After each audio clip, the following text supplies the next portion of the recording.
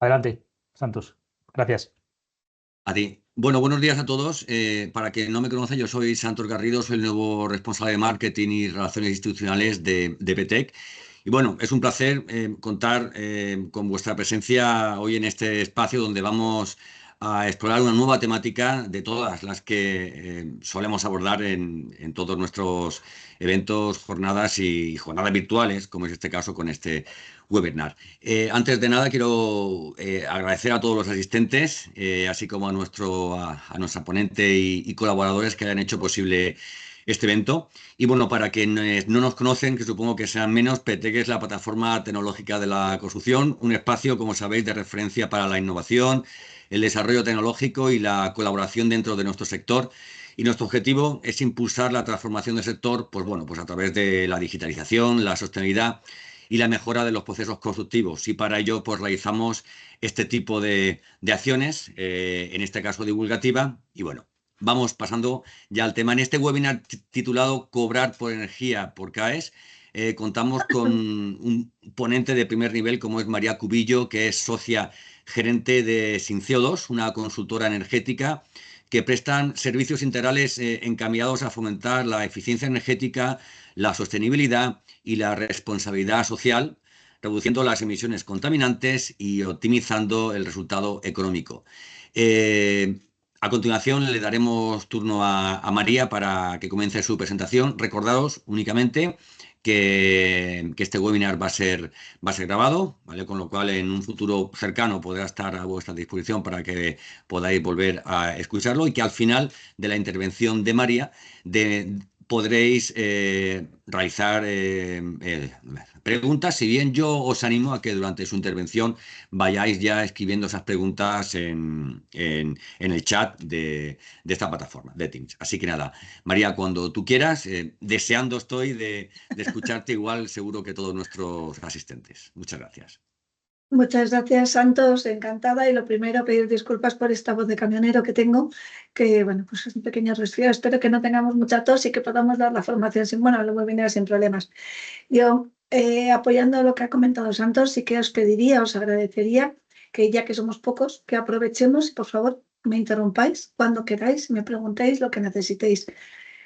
Seguramente todos ya habéis oído hablar de lo que son los CAES y me gustaría que, bueno, pues que si estoy contando algo con demasiada profundidad, pues más o menos, si queréis, me interrumpáis cuando queráis, ningún problema. Voy a pasar a compartir la presentación, si me quiere hacer caso.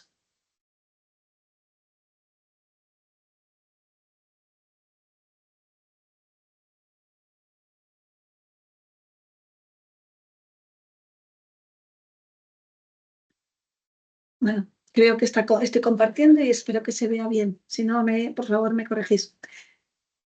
A ver, lo que vamos a intentar lo primero es que nos conozcáis, como no, deberíamos explicar lo primero quién es Sin CO2, porque aquí os estamos soltando un rollo y diciendo, ¿y estos quiénes son y por qué saben de esto y hasta qué punto me tengo que fiar de lo que me cuentan, ¿no?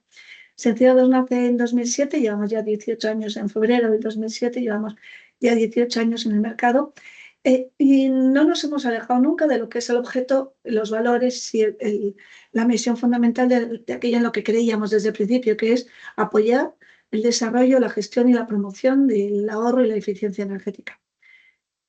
Lo hemos orientado desde el punto de vista de las auditorías energéticas, desde la descarbonización, los sistemas de gestión energética, la formación, la certificación energética de edificios o puntos de sostenibilidad como huella de carbono, con ciertas mediciones de monitorización de consumos, etc. Nuestros números hablan por sí solos. Hemos trabajado en proyectos muy interesantes, así muy llamativos, como puede ser Metro de Madrid, ADIF o Televisión Española, proyectos de planes directores estratégicos en los que además han solicitado nuestra participación en años posteriores, no solamente una vez. Por lo tanto, la confianza que han tenido en nuestro trabajo se ha visto premiada en una solicitud de ampliación de los trabajos. Pero después de todos estos años, por fin este año cuando ha salido el sistema CAES, que ahora os voy a explicar lo que es, hemos dado el paso a convertirnos en sujeto delegado. Como sujeto delegado es una acreditación que nos exigen muchos términos económicos y financieros desde el Ministerio para acreditarnos con una calidad suficiente como para poder participar en este sistema CAE. Entonces, ¿por qué hemos conseguido trabajar y por qué estamos aquí? Bueno, pues en este primer año, teniendo en cuenta que había 400 y pico sujetos obligados y más de 45 sujetos delegados, ya os puedo decir que nosotros, en Cienciados, el número de registros presentados en 2024 ha sido casi el primer año, porque en 2023 hubo muy pocos expedientes. Hemos tenido una cuota de mercado del 6% en registros, un 3% en gigavatios hora. Nuestros proyectos efectivamente no han sido grandes proyectos, pero han sido muchos pequeños y medianos proyectos. Como proyectos singulares, del total del mercado se han presentado 78 y nosotros hemos participado en 17, que constituye el 22% de la cuota de mercado, que se dice pronto. En el total de los proyectos podríamos decir que Cienciados ha participado con la cuota de mercado en total del 8% y en gigavatios del 6%. Creo que son números que no están nada mal para una pyme como es Cienciados, compitiendo en el registro con esos otros 400 sujetos delegados y con los 3 sujetos delegados. Pero para mí hay un punto que es crítico y es fundamental. El 100% de los expedientes presentados por Cienciados se han convertido en CAEs. Es muy determinante porque yo os anuncio que ha habido muchos proyectos que se han caído en verificación, muchos proyectos que se han caído en el gestor autonómico y algunos que también se han caído en el gestor nacional. Entonces, el objetivo de todas las actuaciones que hacemos es la descarbonización, para bien o para mal, con Trump a favor o en contra, con toda la revolución que hay ahora mismo, pero la realidad es que tenemos un objetivo común que es la descarbonización local o nacional, pero también desde el punto de vista de Europa, que tenemos ese compromiso común, con una exigencia común que tenemos que cumplir. Entonces, cualquier plan de descarbonización tiene que partir de un análisis y diagnóstico de la situación, saber en qué estamos, qué leyes, qué regulación nos afecta directamente, quiénes son los dirigentes, quiénes coordinan los proyectos que se están desarrollando para participar activamente con ellos, hacer el desarrollo de los estudios para ver qué cosas tenemos evaluadas y nos han ido mal, qué cosas tenemos, qué proyectos hemos detectado como bolsas y posibilidades de ahorro que queremos desarrollar más adelante o queremos saber cuál es su estudio de viabilidad técnica y económica, cómo podemos avanzar de forma conjunta para detectar la sensibilidad de los diferentes proyectos y cómo pueden afectar directamente a la planta a corto, medio y largo plazo y ver qué incidencia puede tener en reducciones de consumos, en reducciones económicas o en reducciones de emisiones. De esta forma podemos desarrollar, gracias a una entrega de unos informes y conjuntamente con unas previsiones de financiación, cuál va a ser realmente esa ejecución de las MAEs, de las mejoras de ahorro y eficiencia energética, de ahorro energético, cuál va a ser su implantación y con qué financiación contamos. Pero claro, había un punto que antes no teníamos en cuenta en todo este proceso de descarbonización, que aparte de unas ayudas y subvenciones de las que nos podemos beneficiar, también existe ahora el certificado de ahorro energético, el CAE. ¿Qué significa? Cuando ahorramos energía, podemos vender ese ahorro de energía, se convierte en un bien que lo podemos poner a la venta.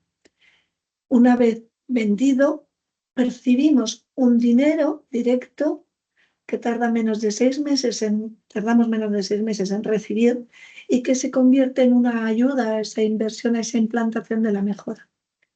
Entonces, ¿pero cómo va? ¿De dónde viene?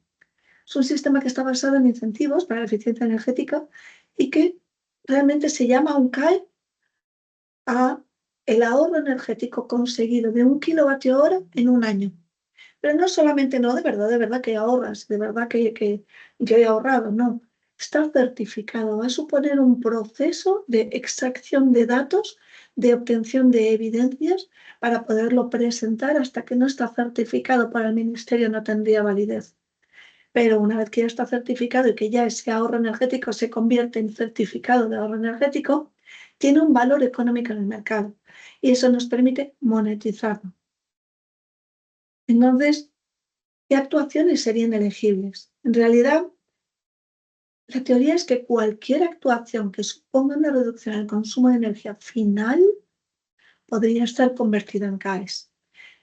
Actualmente se estabilizan, hay algunos peros que ya iremos depurando poco a poco más adelante, porque al final tenemos que regirnos por una directiva europea que no se ha hecho la transposición en España, pero que se hace alusión a esa directiva, por lo tanto es de obligado cumplimiento, en el que nos dicen unas condiciones por las cuales algunas actuaciones que promuevan el consumo o que permanezca el consumo de combustible fósil igual no serían válidos para convertir en CAEs.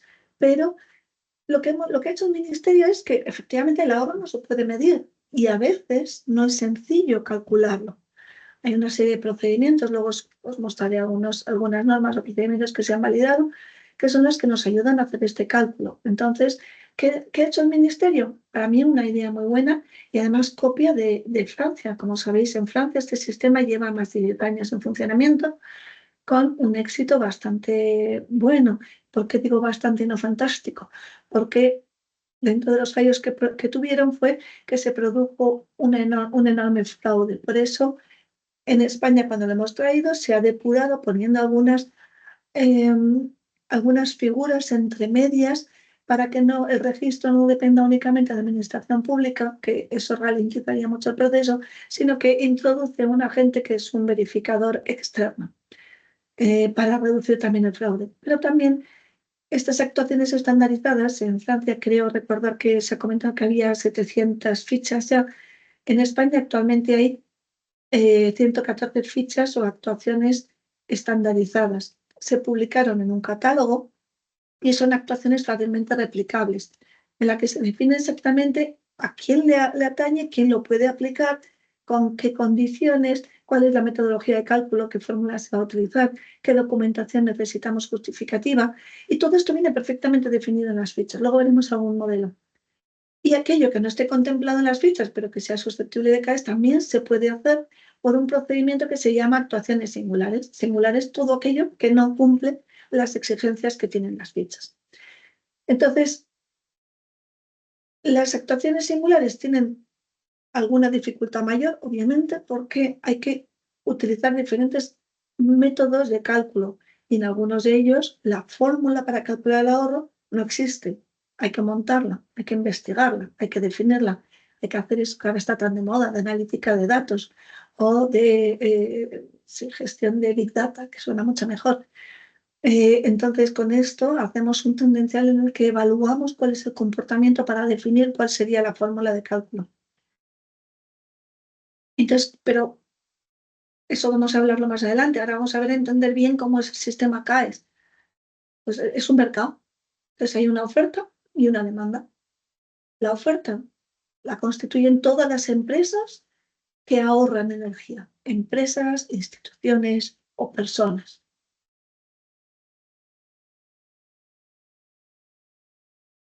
Todo aquel que haga actuaciones que supongan ahorro de energía tienen un bien que pueden poner a la venta.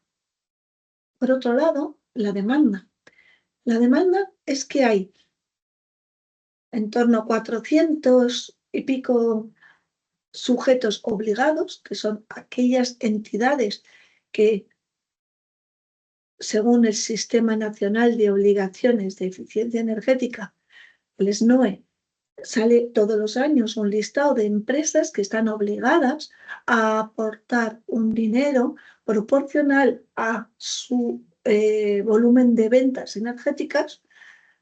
Están constituidos por todas las empresas comercializadoras de energía eléctrica o venta al por mayor de productos petrolíferos, que son las que tienen que aportar cierta cantidad de dinero al Fondo Nacional de Eficiencia Energética. Antiguamente este Fondo Nacional se le entregaba al IDAE, quien definía unas actuaciones subvencionables, luego las repartían en las distintas comunidades, las comunidades elegían de todo el listado de actuaciones subvencionables cuáles querían gestionar, cuáles querían potenciar en su zona, y las comunidades las gestionaban, unas las gestionaban en unidad, otras las gestionaban las comunidades. Ahora entra otro elemento en el mercado, que son los sujetos obligados o sujetos delegados, que permiten gestionar y activar este mercado más directamente con las empresas. Es decir, pueden entrar en el mercado comprando esos ahorros que se ponen a la venta por las empresas o por los ahorradores. Pero entonces lo que se compra y se vende, ¿qué producto o servicio es? En realidad, lo que se pone en oferta es un ahorro energético, pero lo que se compra son CAEs. Y entre medias es un proceso que convierte lo uno en lo otro. Para ello hay que calcular los ahorros o bien con esas actuaciones estandarizadas o bien con unos procedimientos que denominamos de actuaciones singulares, de cálculo de actuación singular, y una vez definido y argumentado y soportado y montado el expediente con todas las evidencias necesarias o documentación necesaria que lo justifique, pasaría por estos otros agentes que aparecen abajo, que son verificadores, entidades de verificación que están supervisadas y controladas tanto por el Ministerio como por ENAC. ENAC es quien les vigila. Estamos hablando de entidades como puede ser una ENOR, Buroveritas, CAE, OCA, EQUA, SGS, A+, bueno, hay muchas entidades que son quienes comprueban que el cálculo de los ahorros es correcto y que toda la documentación necesaria está bien soportada. Una vez registrado, una vez verificado, pasaría a hacer el registro, que el gestor autonómico validaría esa solicitud de documentación. Cuando el gestor autonómico dé el visto bueno, lo pasaría al operador nacional, que son quienes velan por la calidad de todos los datos. ¿Quién puede hacer esta gestión? Esta gestión solo lo pueden hacer los sujetos obligados o los sujetos delegados. Pero entonces la figura del sujeto delegado no la termino de entender, porque si ya el sujeto obligado puede hacer esto, ¿qué aporta el sujeto delegado? Pues el sujeto delegado es porque los obligados son, hemos dicho que en torno a 400 y pico, pero las entidades que realmente tienen un volumen de gigavatios susceptibles de ser liquidados en CAEs, por medio de CAEs en vez de por dinero, que superen los, digamos, 40 gigas o 50 gigas, a lo mejor estamos hablando que solamente es un 10%, o menos incluso, un 8%. Es decir, hay un volumen de sujetos obligados muy elevado cuyas obligaciones son muy pequeñas, que a lo mejor tienen que liquidar 20, 30 gigas, 8 gigas, 2 gigas, megas, y entonces, pues estas entidades no van a montar un departamento para gestionar los CAEs. Entonces, ese trabajo lo delegan en entidades como SINCEO2 para que nos ocupemos de hacer todo este trabajo por ellos. Nos delegan esa responsabilidad, ¿de acuerdo? Entonces, trabajamos al mismo nivel que el propio sujeto obligado. Entonces, ¿de cuánto dinero estamos hablando? ¿Qué es lo que dicen? Pues en 2014 se pone en marcha el Sistema Nacional de Obligaciones, creando el Fondo Nacional de Eficiencia Energética. Entonces, la evolución de esas obligaciones de ahorro energético, fijaos cómo van. En 2021 es 1,5 tera. En 2022 un poquito menos incluso. Estas obligaciones vienen derivadas de las ventas que se producen unos años antes. En 2023 se incrementa y entra en funcionamiento el sistema CAE. Perdone.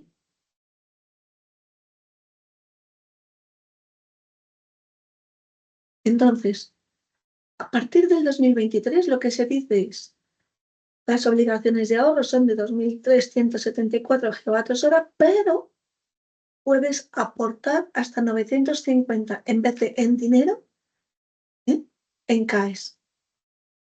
¿Por qué digo dinero si estamos hablando de gigavatios hora? Porque el propio sistema, el SNOE, lo que define cada año es cuál va a ser la equivalencia financiera por la cual se van a transformar estos gigavatios en dinero que hay que aportar al sistema. Por lo tanto, estos gigavatios que hay que ahorrar se transforman en dinero, que no he puesto aquí la tabla. Perdón, pero bueno. En 2023 la equivalencia financiera era de en torno a 165 euros, en 2024 fue de 182 y en 2025 de 189 euros. Por lo tanto, como podéis observar, la cantidad de teras o de gigavatios hora que pueden ser susceptibles de ser compensados en CAES se elevan casi al doble cada año, y es decir, que nos permite, por la cantidad multiplicando por la equivalencia financiera, que exista una bolsa de millones de euros elevada para ser transformados en CAES, para dinamizar el mercado. Entonces, volviendo a las fichas, vamos a ver qué significa entonces qué son las actuaciones estándares. Son actuaciones de mejora del desempeño energético recogidas en ese catálogo. Se clasifican ese catálogo de fichas en fichas para industria, para el sector terciario, para residencial, transporte y agropecuario. Las ventajas es que vienen perfectamente los ámbitos de aplicación y los requisitos para su aplicación. Lo que hay que cumplir. Si no se cumple eso ya, esta ficha ya no vale. Posee la metodología de cálculo perfecta y además dicen cómo hay que presentarla, cómo hay que meter las carpetas, los documentos, la clasificación, y definen exactamente qué documentación hay que meter justificativa. Además tiene un plus, que se permite la posibilidad de agrupación de ciertas fichas estandarizadas. Normalmente la agrupación se permitía originalmente que fueran fichas estandarizadas en la misma comunidad del mismo año. Pero resulta que, bueno, pues ahora se está pidiendo a lo mejor que esa agrupación se haga también por tipología de ficha. Y en cambio, las singulares es que para según qué tipo de proyecto se tiene que utilizar unos procedimientos normalizados de cálculo de los ahorros. Como veis, dentro de estas normas, una vez que las desglosamos y las analizamos, vemos que cada una de ellas son utilizadas normalmente para evaluación de proyectos en fase de proyecto.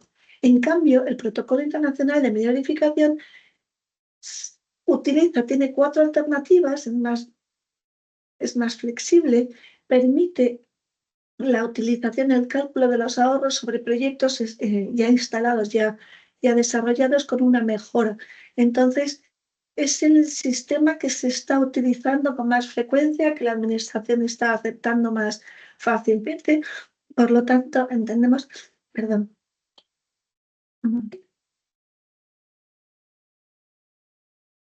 Es el sistema que más se está utilizando actualmente. ¿Y qué ventajas tiene respecto al estandarizado? Bueno, en muchos casos es porque no nos queda más remedio, porque en los estandarizados a lo mejor viene, por ejemplo, la sustitución de un compresor por otro.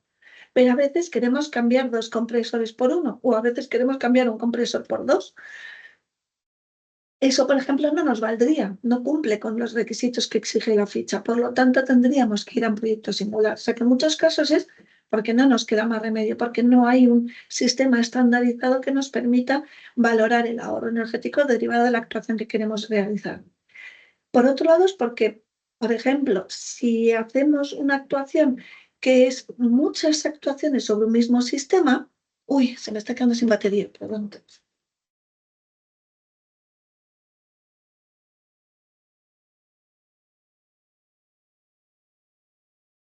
Tranquila, María, son cosas ¡Qué susto! del directo. Son cosas del directo. Es que de repente me ha salido ahorro de energía, digo, mal. Hombre, estamos hablando de eficiencia energética, estamos hablando de sostenibilidad, hablamos de ahorro, pues esto es normal que ocurra. Continúa, gracias. Gracias. Bueno, entonces, a veces cuando actuamos sobre el mismo sistema, las fichas no nos lo permiten. Es decir, si resulta que vamos a cambiar, por ejemplo, a sistemas que todos conocemos, que es la caldera de generación de calefacción, que vamos a cambiar la caldera por una aerotermia, pero vamos a cambiar todo lo que es los sistemas de distribución, el bombeo, vamos a poner variadores, vamos a cambiar los equipos terminales, vamos a aislar la distribución. Todas estas actuaciones podrían tener distintas fichas estandarizadas para cada una de ellas, pero como todas ellas afectan al mismo sistema, a la hora de calcular los ahorros se solaparían. ¿Por qué? Porque todos partirían de la situación inicial, por lo tanto estaríamos duplicando los ahorros. Entonces las fichas no nos permitirían que las utilizáramos todas a la vez. Esto nos obligaría también a actuar con un proyecto singular. Entonces, dicho de otra forma, la ventaja del proyecto singular es que nos permite agrupar todo el proceso en una sola actuación. Son metodologías que en la mayor parte de los casos generan una mayor cantidad de CAEs, porque aprovechan ciertos ahorros que no son siempre debidos a una sustitución de un equipo o una inversión, sino que en muchos casos es debido a una mejora en mantenimiento, a una concienciación, a una serie de formaciones del equipo en el que se mejora el uso o que hay un proceso de automatización, sistemas que vienen embebidos en el nuevo equipo que a lo mejor no está cuantificado en la ficha. Y en un sistema abierto y singular se extraen todos ellos. Tiene una mayor versatilidad porque aplicamos el sistema de gestión evaluando cuáles, o sea, el sistema de cálculo del ahorro, evaluando cuáles son las mejoras que más nos interesan. Y la documentación que tenemos que justificar es más versátil porque definimos exactamente cuáles son los sistemas y las variables que afectan y entonces definimos lo que realmente queremos evidenciar. Las fases para preparar el expediente son 6, como las hemos identificado. Desde el principio, que es la identificación de la actuación, evaluando cuáles son las mejoras o las posibles conversiones, la identificación, el estudio para ver si es interesante ir por singular o es ir por estandarizada. Si es por estandarizada, la identificación de cuál es la ficha de catálogo más adecuada y la evaluación. En algunos casos compensa ir a una ficha por la simplicidad del sistema porque los ahorros son muy acotados, dejando fuera alguna pequeña modificación de alguna bomba, pero por la simplicidad del sistema y a veces hay que compensar y decir, no, pues en este caso nos interesa elaborar una línea base representativa siguiendo el protocolo de media verificación para ir a un proyecto singular en el que agruparíamos todos esos pequeños ahorros que se nos quedarían perdidos. Pasaríamos a esa fase 3 de ejecución de la actuación. Si os fijáis, he insistido en que primero es la identificación de las actuaciones y esa fase 2 en la que analizamos exactamente qué actuación, o sea, cómo lo vamos a medir. Esto es antes de la ejecución porque es muy importante tomar bien las evidencias y mediciones antes de hacer la actuación, porque una vez que se ha realizado la actuación a lo mejor no podemos hacer mediciones o tomar fotos o registros de los equipos anteriores. Por lo tanto, es importante que sepamos y participemos desde el principio sabiendo qué datos tenemos que recopilar. Una vez que se ha realizado la ejecución de la actuación y se han recopilado bien los datos anteriores y posteriores, pasaríamos a la elaboración del expediente. Agrupamos, clasificamos, hacemos seguimiento de la elaboración del expediente tomando todos los datos, calculando esa línea base y evaluando la situación en la que se encuentran todas las variables que afectan para poder contemplar la valoración de esa línea base antes y después. Se pasa a la verificación haciendo la asistencia técnica por sus posibles subsanaciones, porque los verificadores, lógicamente, siempre piden algo más de lo que se tiene. Y luego se pasaría a los registros con la administración y, por supuesto, la asistencia técnica o explicación de cualquier subsanación que soliciten o aclaración respecto al expediente. Pero entonces, ¿de qué tiempos estamos hablando? Porque esto se me está haciendo muy complicado y al final se va a convertir casi en una petición de ayuda y subvención, ¿no? Y es va de retro, ¿no? Las ayudas y subvenciones terminan tardando casi 2 años. Entonces, no, lo que estamos hablando es que todo este proceso terminan más o menos, son los días más o menos que se tarda en montar cada una de las fases, de forma que la obtención del CAE tarda en torno a 4 meses y medio o 5 meses aproximadamente. En algunos se tarda más, en otros menos, dependiendo de cómo sea el proyecto. Y el pago de los CAEs se produce siempre una vez que ya se ha obtenido el CAE, una vez que el ministerio ha dado su OK. ¿De acuerdo? Entonces, como veis, es un proceso muy rápido. Nuevamente, Si nos ponemos a comparar, si alguien me dice que ha recibido una ayuda o subvención en un proceso inferior a 6 meses, por favor, que levante la mano. No es lo normal. Entonces, cuando hablamos de los proyectos singulares, empezamos un poder un poco más complicado que voy a intentar explicarlo lo mejor que pueda. Antes hemos hablado de la línea base. Los que habéis hecho una implantación de la 50.000, por lo menos tenéis referencias, ya que nos referimos.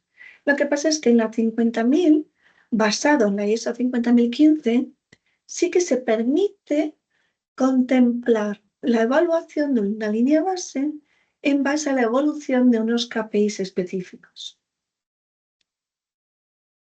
Digamos que para el cálculo de los ahorros, esto no está permitido. Una cosa sería el desempeño energético tal y como lo definimos en la 50 y otra cosa, aunque son semejantes, es el cálculo del ahorro en un sistema como son los CAES, que hay que tener en cuenta que es una verificación, no es una certificación del sistema de gestión, es una verificación, como puede ser la verificación de emisiones, en la que el verificador asegura que se puede recibir un dinero que deja de percibir el Estado de una u otra forma. Por lo tanto, hay que ser muy exacto y muy cauto con los cálculos. Si no, se puede perder en cualquier momento. Entonces, el estudio de la actuación tiene que hacer un análisis de las distintas variables que pueden afectar al consumo. Y en el informe, en el expediente, hay que decir el análisis que se hace de distintas variables y por qué unas se desechan respecto a otras y por qué unas se tienen en cuenta y por qué, hasta qué punto se simplifica el cálculo y se permite para no complicarlo más, porque a lo mejor la exactitud en el cálculo no mejora sustancialmente. Se aplica el protocolo, que hay 4 opciones ABCD, que dependen de la mejora que se vaya a desarrollar y de la cantidad de datos que tengamos para aplicar un procedimiento u otro. Es preciso hacer un análisis estadístico que justifique, que explique la influencia de estas variables y cuáles son las que se utilizan y por qué. Y es muy importante que quede perfectamente registrada los 2 periodos. El previo, el de referencia, que es anterior a la realización de la actuación, en la que se especifique cuáles son las variables que afectan al consumo y de qué forma afectan al consumo.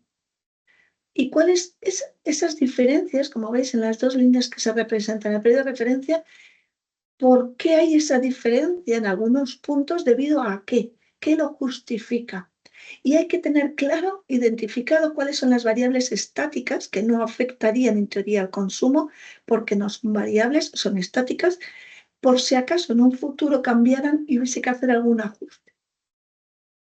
Y luego está el periodo demostrativo del ahorro, en el que, una vez justificado nuestra línea base, podemos decir que si todo continuara como estaba funcionando antes de la actuación, sé cómo continuaría nuestro consumo. Como veis, la línea naranja continúa según un tendencial, ¿de acuerdo?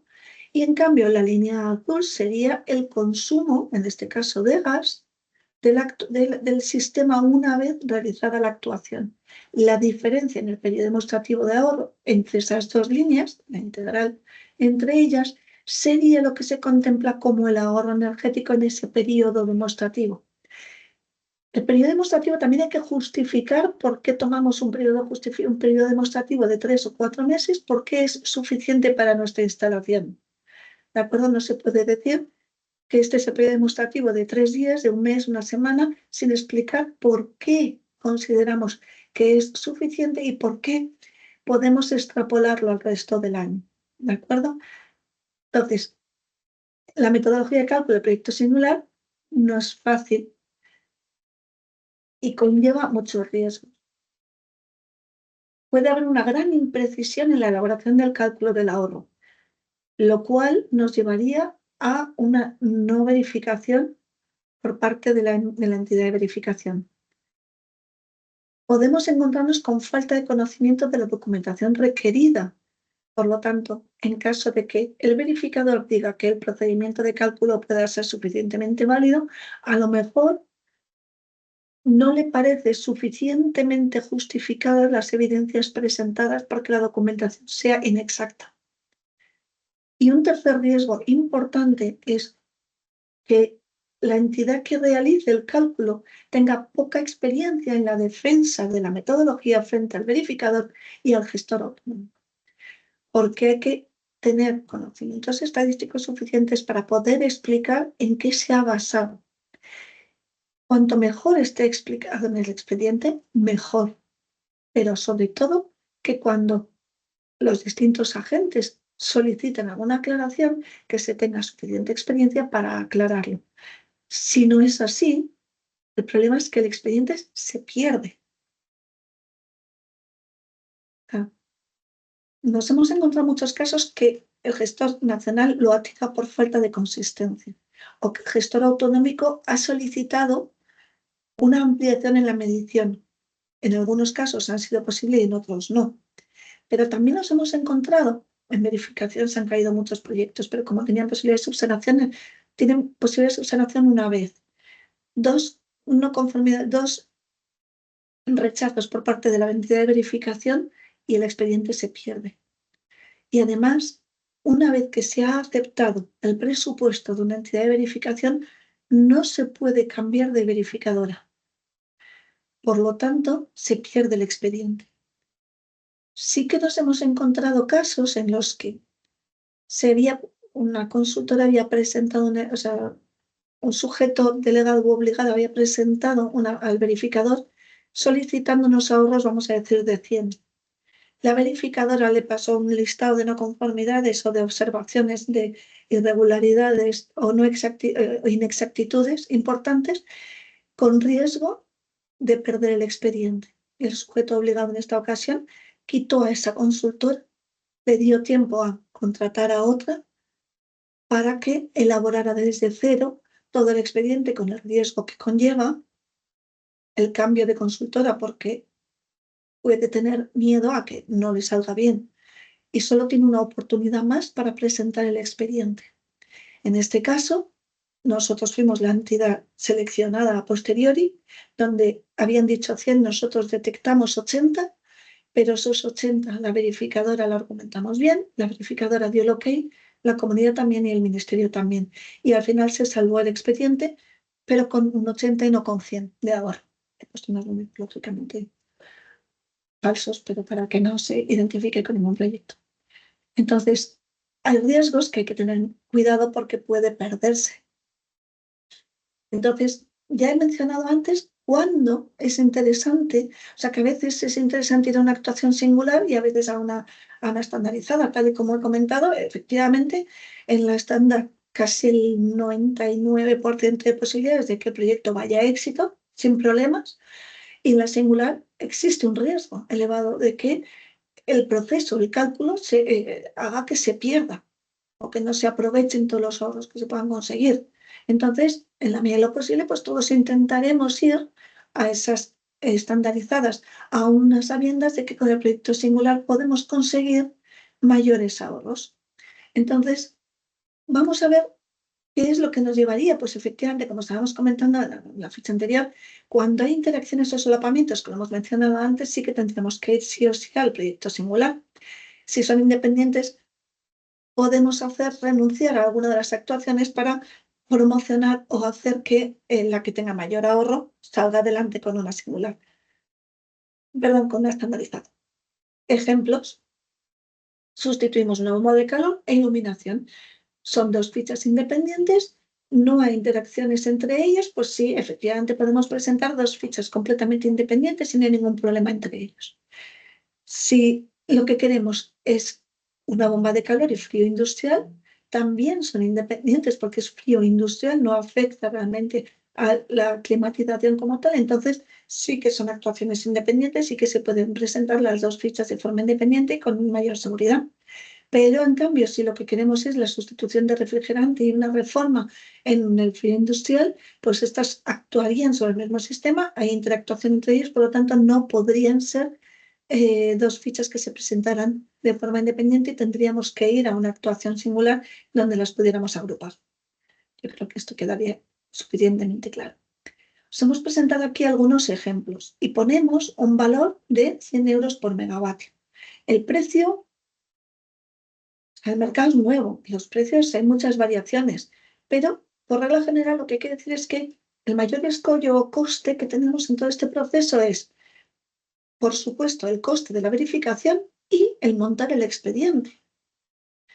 Para fichas estandarizadas, el coste de montar el expediente es menor, pero el coste de la verificación es mayor respecto al volumen de ahorros que se consiguen normalmente con la ficha. Es decir, para pequeños ahorros, la incidencia del coste de la verificación es muy elevada. Cuando tenemos muchos ahorros, en cambio, el coste de la verificación en porcentaje es menor. Entonces, el precio va a variar en función de los costes asociados a cada uno de ellos. Os hemos puesto unos ejemplos, pero para que tengamos en cuenta que de repente un sistema de gestión y climatización, pues lo que son casos reales, por lo tanto podemos ver que el porcentaje de dinero que se obtuvo por la venta de esos ahorros frente a la inversión en el sistema de gestión de climatización estaba en torno al 20% y en el resto de los casos propuestos estaban por encima del 30% de la inversión. Ha habido casos en los que el ahorro se consigue, o sea, el dinero que se consigue está por encima de la inversión, pero no son la mayoría, obviamente. De hecho, el Ministerio en su momento sacó un dato en el que decían que el dinero que había percibido el propietario del ahorro, en términos generales, estaba por encima del 30% de la inversión. Pero estamos hablando de 2.000 y pico, 2.000 y pico gigas presentados en 2024, más de, no me acuerdo si fueron 2.000 expedientes, bueno, un volumen muy elevado. Este es un ejemplo de una ficha. Viene definida la actuación en este caso, el código dice exactamente que es del sector industrial, cuál es el nombre de la ficha, cuáles son los requisitos que hay que cumplir, los ámbitos de aplicación, el cálculo de ahorro energético con una fórmula específica, ¿de acuerdo? Hay que decir cuál es el resultado del ahorro, del cálculo con los distintos equipos afectados, los distintos valores de las variables que afectan a la fórmula y por lo tanto la suma total que constituyen el ahorro total, ¿de acuerdo? Y cuál sería la documentación justificativa necesaria que hay que presentar. Fijaos que habla del informe fotográfico de la instalación antes y después. Este informe fotográfico normalmente en algunas comunidades, no se dicho normalmente, pero hay algunas comunidades que sí, otras que no, que solicitan que este informe tenga también una firma digital de la persona que se haga responsable de la validez de esas fotografías realizadas. ¿De acuerdo? Para que veáis que se pide documentación, en algunos casos más completa, otros menos. Algunos podríamos decir, pero estos datos que son, ya no me acuerdo, hace mucho que no utilizo estas fórmulas. Bueno, no hay problema porque en la misma ficha viene definido exactamente qué significa cada una de las variables, cuáles son las unidades en las que hay que introducir este valor, y las características de la actuación nuestra, en el caso que hemos puesto este ejemplo, era una mejora de eficiencia energética de industria, un aprovechamiento de la temperatura de humos de salida y los datos reales de nuestra actuación supusieron este ahorro total, 756 megas al año. Por lo tanto, con una conversión a accioneros, el dinero que se percibiría por esta actuación estaría en torno a 75.000 euros. Esta es otra ficha del sector terciario con una institución de una bomba de calor en la que las fórmulas que se utilizan son todas estas y la documentación que están pidiendo es esta otra. Como veis, viene muy claro. Viene definido cada uno de los parámetros, dónde se encuentran, cómo se calcularían. En algunos vienen además unos anexos específicos para ver cómo veis, en este caso las horas de funcionamiento en el año se calcula en función de la tipología de año o las horas de funcionamiento de refrigeración también por la zona climática en la que se encuentre, las características del edificio. Entonces, según estas especificaciones del proyecto en el que nos encontramos, aplicando la metodología de cálculo, nos sale un ahorro de 227 megas, que supondría una inversión de 25.000 euros. Como veis, hay distintas fichas. Esta es otra de las actuaciones. Nos quedarían 10 minutos para terminar este webinar y prefiero ser más rápido. Esta documentación la vais a tener para que me podáis hacer las preguntas que consideréis. En un sistema de iluminación, en este caso, pues estábamos hablando de una inversión, o sea, de un pago en la recepción de 35.000 euros. Si hablamos de una rehabilitación de la envolvente térmica de edificios terciarios existentes, de habilitación que entiendo que también puede ser más interesante para todos vosotros, pues a lo mejor estamos hablando que en este caso, con una inversión elevada, nos encontramos con que en cambio el ahorro que se consigue, cuidado, que este es, si no recuerdo mal, es una superficie afectada de 600 metros cuadrados, al final el valor de CAE se quedaba en 2.500 euros, que era muy poco dinero en cambio. Como podéis observar, la rehabilitación de la envolvente, si no tiene alguna actuación más, se quedaba en muy poco dinero. Es una pelea que tienen las empresas de aislamiento térmico de envolventes porque se encuentran con que no tiene un retorno importante. Pero en cambio, si ya vamos a una industria del vidrio, fijaos que en este caso la inversión fue de 54.000 euros y el valor de que recibieron de 3 gigas, casi 4, fueron de 375.000 euros. O sea que sí que se pueden conseguir mayores inversiones.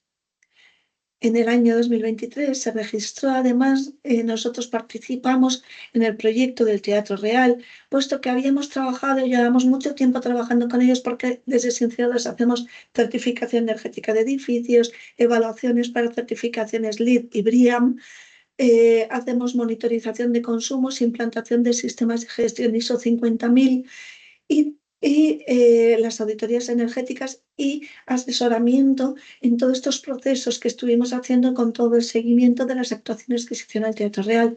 Habíamos observado que de todas las mejoras que se estaban desarrollando, se inició el expediente posteriormente al 26 de enero del 2023, que es la fecha a partir de la cual se pueden captar todos los ahorros que se hayan generado, y entonces fuimos los promotores de todas las actuaciones para que pudieran ser convertidos en ahorro, en conversión.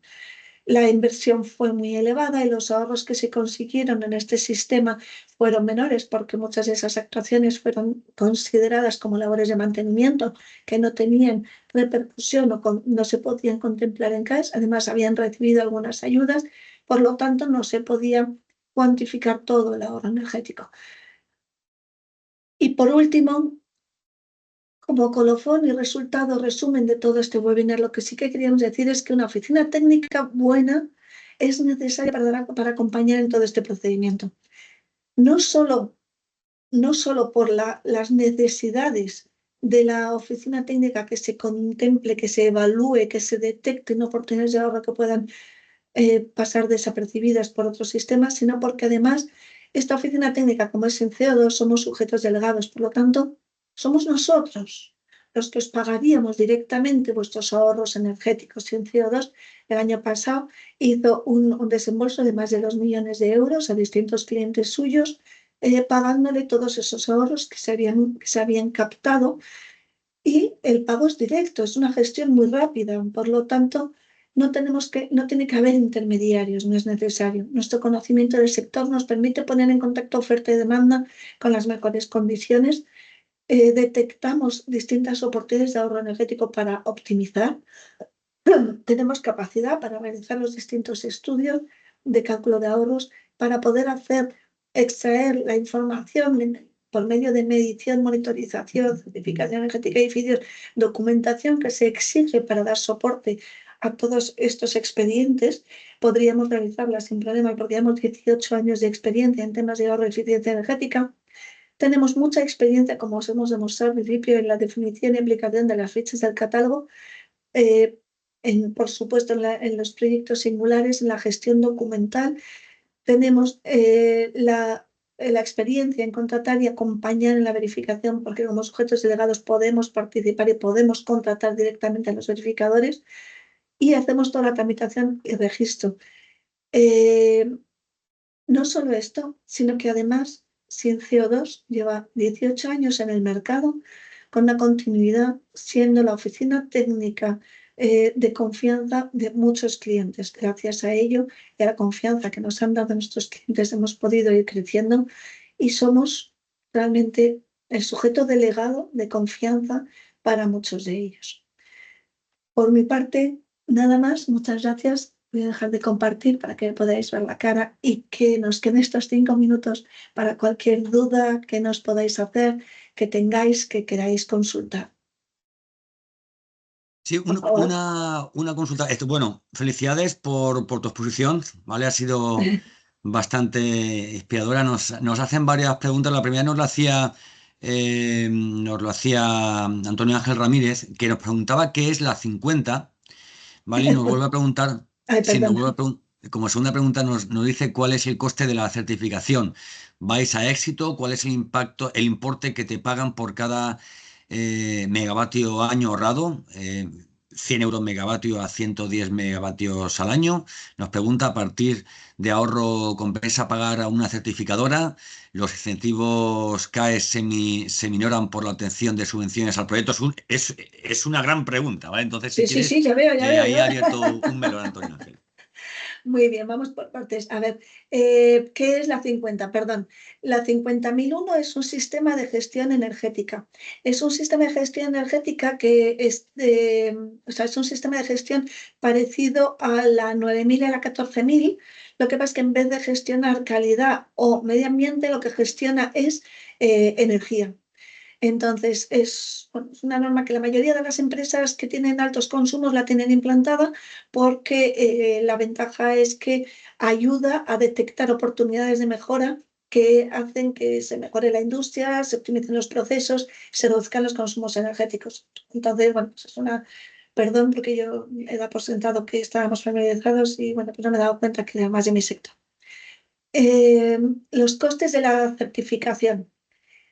A ver, hay hay un proceso que es el coste efectivamente de la oficina técnica, otro coste que es lo que cobra la verificadora y de momento no hay costes en el registro por parte de la administración.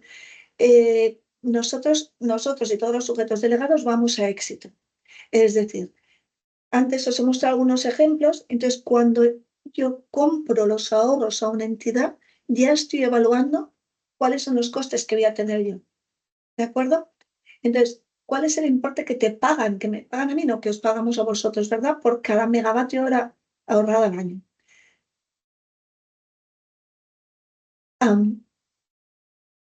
A ver, ¿a partir de qué ahorro compensa pagar una certificadora? La pregunta está muy bien hecha. A ver, nosotros en fichas no cogemos actuaciones de momento que tengan menos de 20 megavatios hora ahorrados al año. ¿De acuerdo?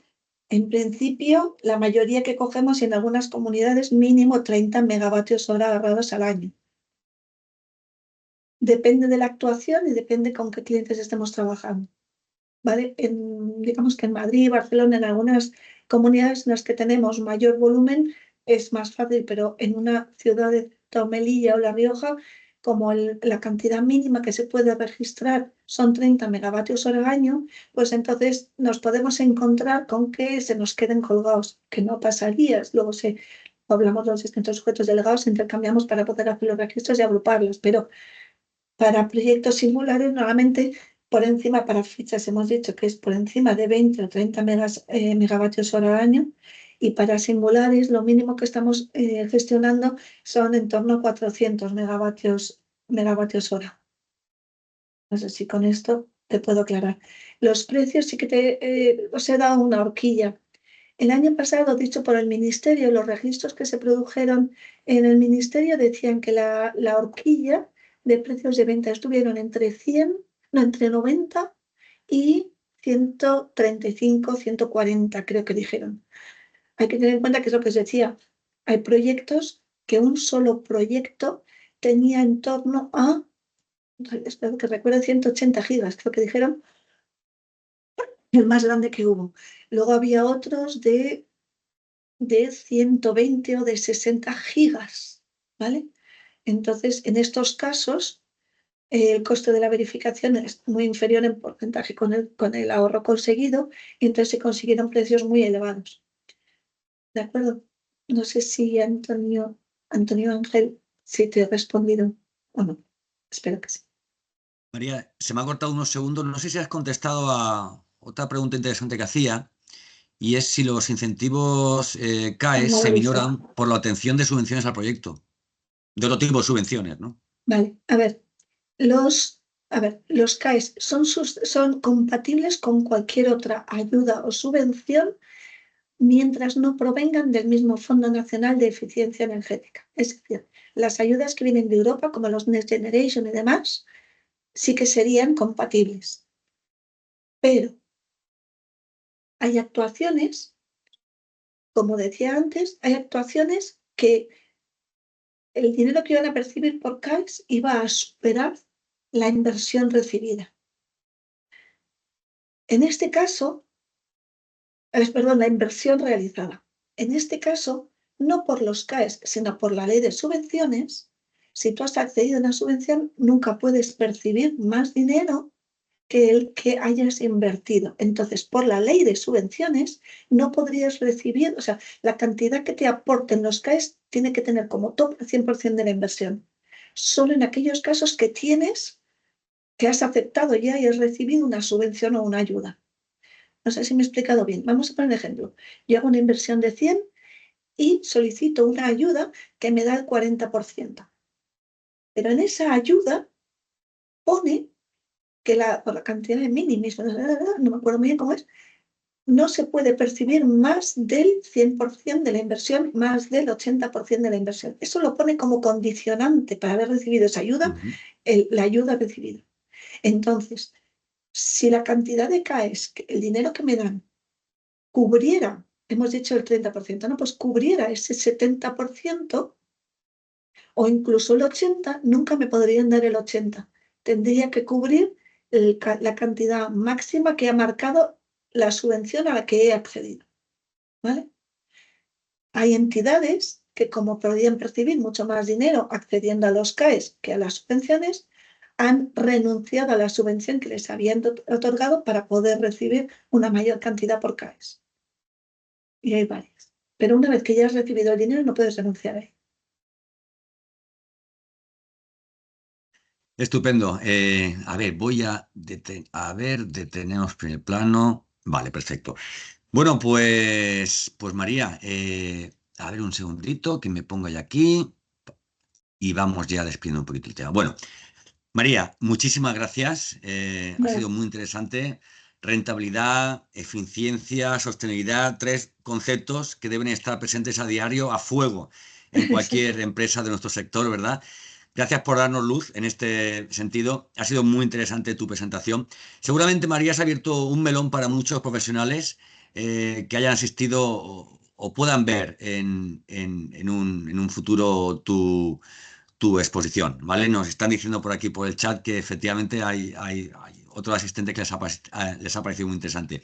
Bueno, gracias por vuestra asistencia, pues avala nuestro compromiso con la divulgación y la pedagogía en nuestro sector. Muchísimas gracias a Cinciodor, muchísimas gracias a María. Hasta el próximo evento u ocasión en que podamos vernos, seguramente con otro interesante tema como el que ha protagonizado María en el día de hoy. Así que bueno, muchísimas gracias por vuestra asistencia y nada, y a ti por el esfuerzo, por el tiempo y por esa forma tan concreta y sencilla que has tenido de explicarnos un tema tan interesante y a veces tan difícil de explicar, que tú en tu caso ha sido bastante sencillo. Muchísimas gracias. Gracias a vosotros. Si tenéis cualquier consulta, necesitéis algo, por favor, no dudéis en contactar con nosotros. Perfecto, muchísimas gracias. Gracias, Un fuerte abrazo a todos.